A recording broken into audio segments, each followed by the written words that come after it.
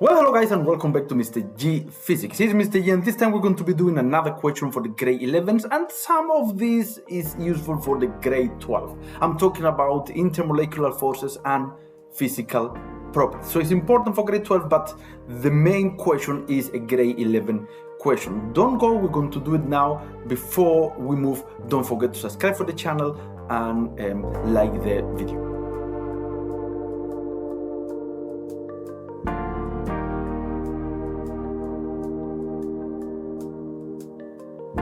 Well, and as I said, we're going to be solving a question on physical properties and intermolecular forces. This was question 3 done in November 2023 in the Gauteng province. As usual, we're not just going to answer the question, but we're going to explain how to approach this type of question and some important details we need to know here. The question said, the physical properties of matter, such as vapor pressure, melting, or boiling point, depend on intermolecular forces. Those are the three main physical properties you are going to deal with, guys, when you reach grade 12. So that is vapor pressure, that is melting, and boiling point. So in other words, you have to learn those definitions because you are going to use it in grade 12. Those are physical properties. Physical properties, and those are the ones you are going to deal in the grade 12 eventually when you do organic chemistry. Question 3.1, define the term boiling point. As I said, learn the definition of each of them. You need to learn. It's not another option to do that. Define the term boiling point. So let's write down the definition of boiling point. What is boiling point? Boiling point is the temperature at which the vapor pressure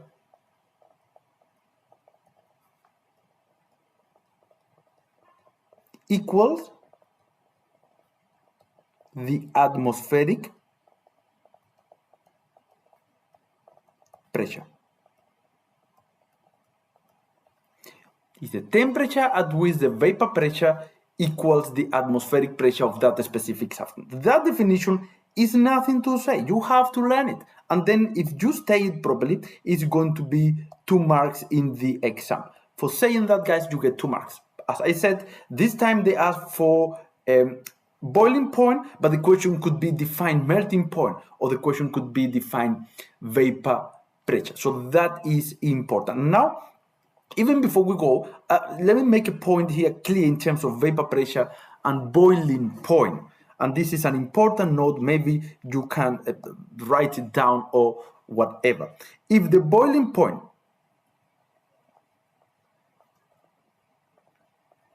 is high, let me do it with a symbol here, is high, then vapor pressure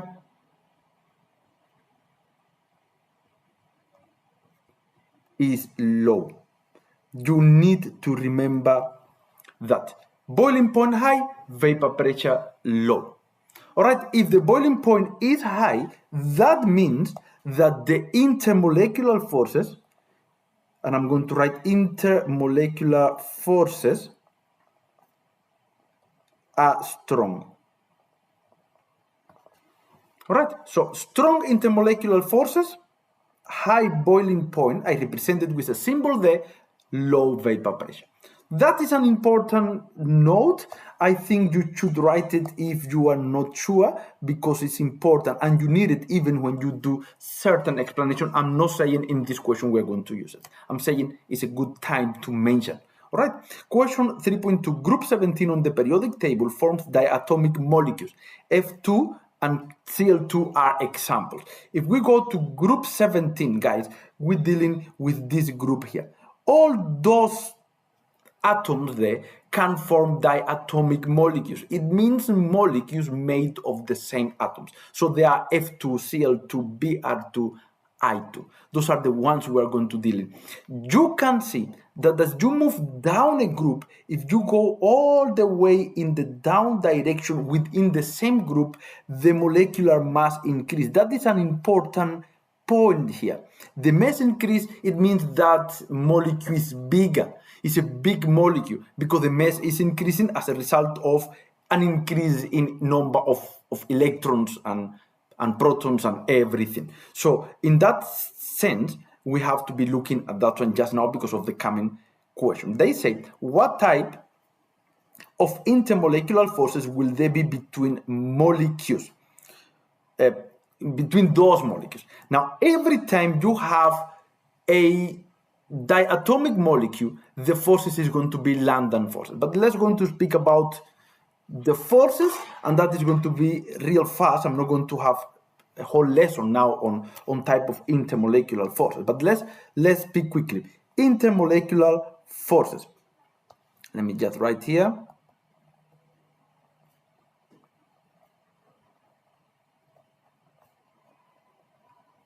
Intermolecular forces. First of all, what is that? This is forces between molecules. If I may, like international, internet, it means out. It means outside. This means out. In other words, it is outside of the molecule. That is what we call intermolecular forces. Now, the main forces we have there, are London forces, which are the weakest one. All right, weakest one is London forces. Second, dipole-induced dipole. All right, that is the second weakest one. Then we have dipole-dipole. Those are the main three forces. Dipole-dipole.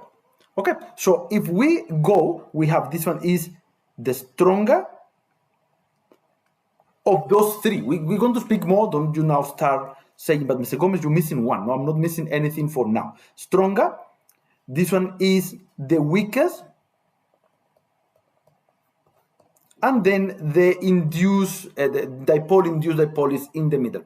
But now, dipole-dipole have a special case, which is called hydrogen bond, which is relatively stronger than all those other ones, and that is why they mention the name within the name they say bond, but it's not a bond, it's an intermolecular force, guys. It belongs to dipole-dipole, hydrogen bond. Now, hydrogen bond forms between hydrogen. Obvious, hydrogen must be involved. That's why hydrogen bond. Hydrogen, and I'm going to write it maybe, if possible, with another color. You allow me, please, to select another color. This happened between, I'm going to speak only about this one. Between hydrogen, and you have three options. You have three options here. You have oxygen, you have nitrogen, and you have fluorine. Those are the three options that hydrogen bond can be formed. When hydrogen is straight bonded, so I'm going to also have that note somewhere here. Hydrogen must be straight bonded to either of these three atoms. That is when hydrogen bond is formed. For example, it doesn't mean that there must be oxygen or nitrogen involved in the equation or in the compound. It means that hydrogen must be straight bonded to that specific compound. And I'm going to give one example of this one. We are going to go there. Remember, I'm not having a lesson on bonding or intermolecular forces. I just a quick explanation here. For example, water, which is a simple example, will be like this. This one is hydrogen bond with another water. Remember, we're speaking about intermolecular forces. water with another water. And let me show you maybe how would that be. There is more to speak, guys. It's not only this one, but for example, this is two water molecules, if I may. There is one water molecule. This is other water molecule. All right. This force that appear here, that is the intermolecular force.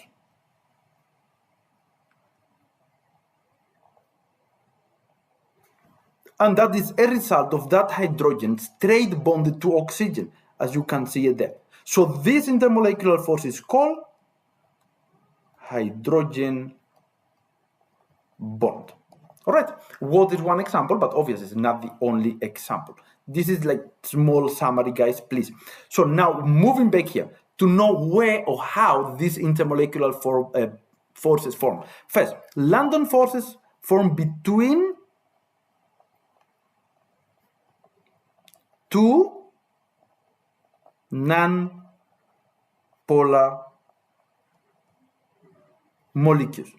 That forms between two non-polar molecules. So if you have any two molecules which are non-polar, they will form London forces. All right? Then dipole-induced dipole will form between, and I need to change color once more. Guys, I like colors, I like the spectrum. So here, this is between a polar molecule and a non-polar. So those are in terms of when these specific molecules form. And the dipole-dipole will always form between polar molecules. I'm going to write it at here on this side here. Between two, that doesn't look like it, two polar molecules. That is for dipole-dipole. Guys, this is a small summary. So in other words, when you have any of the diatomic molecules, they are non-polars. So for instance, let's say we have, they're speaking about a F2 and Cl2. So let's use any one. Let's use Cl2. Now Cl2, if you remember, Cl2 will be in this specific way. All right. If we represent that molecule, will be like this. All right, that will be that specific molecule there. And then let's have another one of that molecule specific that is there located somewhere. All right. Let's put it here. I'm sorry to do this one. There we go. We have the other molecule there. You can see that it's the same atom, so they cannot pull that bonding pair with different. So it's only one pole. That force between those molecules there is what we call London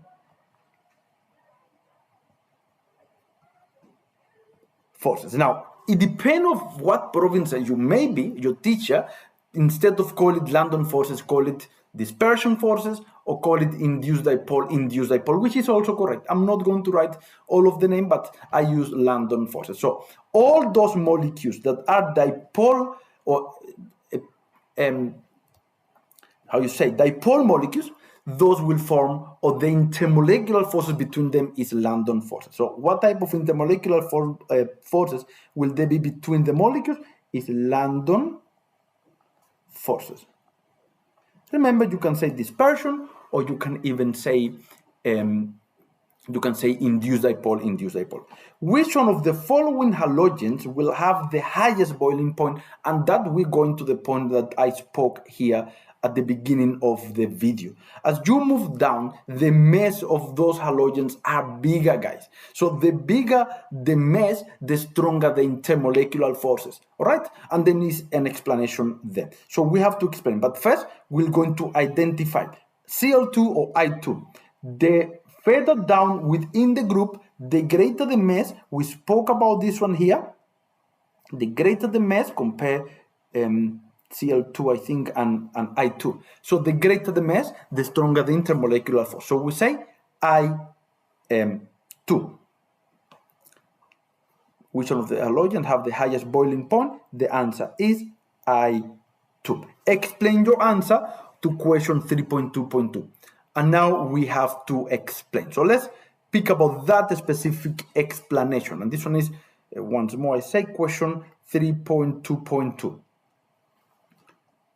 3.2.2. You have to say I2. All right. Now, why we say I2?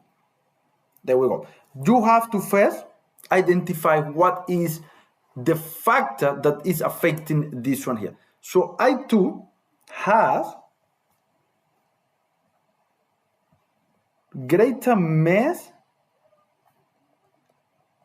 than Cl2. All right? That is the first point here. That you have to identify what is the factor. In this case, we're speaking about mass. Mass is affecting that specific terms of boiling point. The question asked about boiling point, isn't it? Have the highest boiling point. All right, so there we go. So if we move here, that is number one. Well, number two, you have to see what is relation between that factor you identify and the strength of the intermolecular forces. So the bigger the mass, the stronger the intermolecular forces.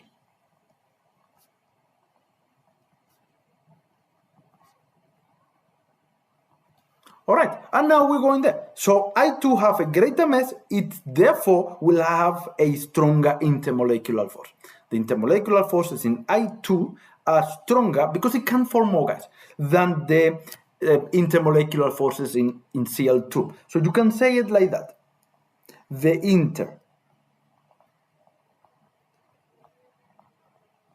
let me move it here. Intermolecular forces in I2 are stronger than in Cl2. All right. Therefore, now, if the intermolecular force is stronger, the boiling point is stronger. But you cannot just say that. There is an important point that you must mention, which is in terms of the energy. So there is, or you need, let's say you need more energy to break the intermolecular forces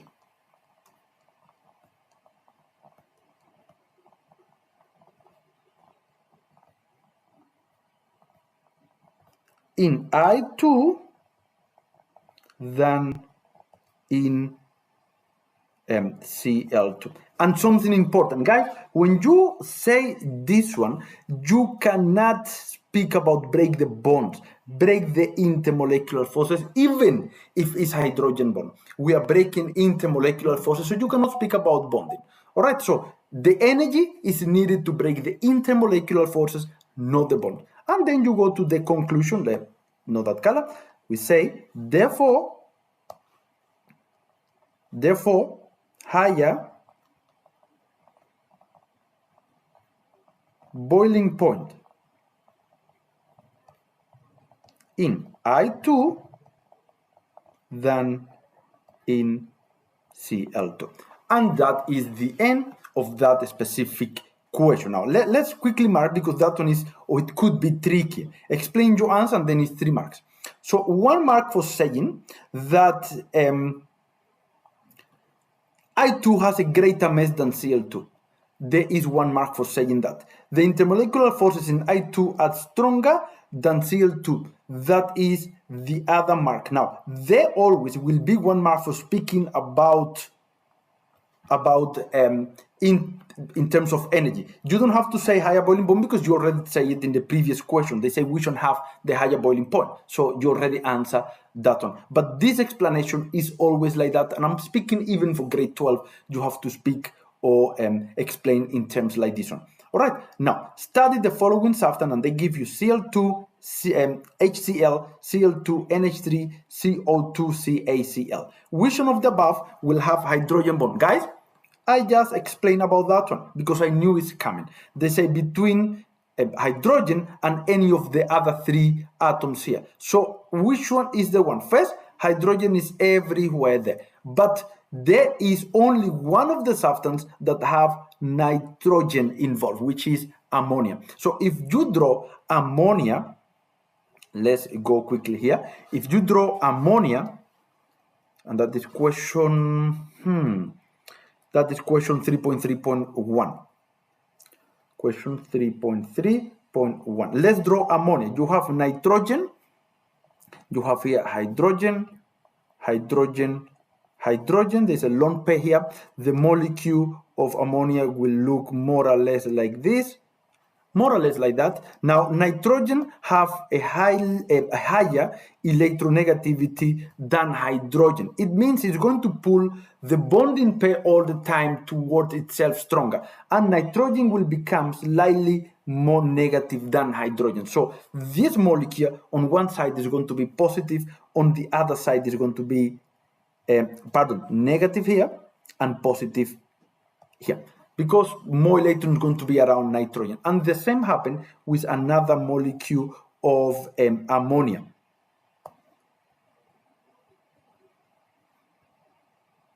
Let me just paste it here. Then we have another molecule of ammonia at this specific point, right? So what is going to happen? There's going to be attraction between that negative and positive side of one molecule with the other molecule. So this force that is going to form here, and I'm going to just show you this force here that can form between that positive side of the molecule and the negative side of the other is what we call hydrogen bond. This one is a polar molecule, but hydrogen, which is the main of hydrogen bond, is bonded to one of the three atoms I just mentioned, which is nitrogen, fluorine, or oxygen. Those are the cases. In this case is nitrogen. So the question, the answer is very simple, is ammonia, is NH3. And which one will have dipole-dipole forces? Obviously, the hydrogen bond doesn't enter here, so it's one of these molecules, and the only one that is a dipole molecule is HCl. So HCl is the substance for the answer on this point, HCl. There we go, and that is the answer of the question. I don't think I have to explain too much anymore. This is the answer. I hope it helped, guys. If it helped, thank you for watching. Thumb up, subscribe for the channel. Then I'll see you next time, Mr. G.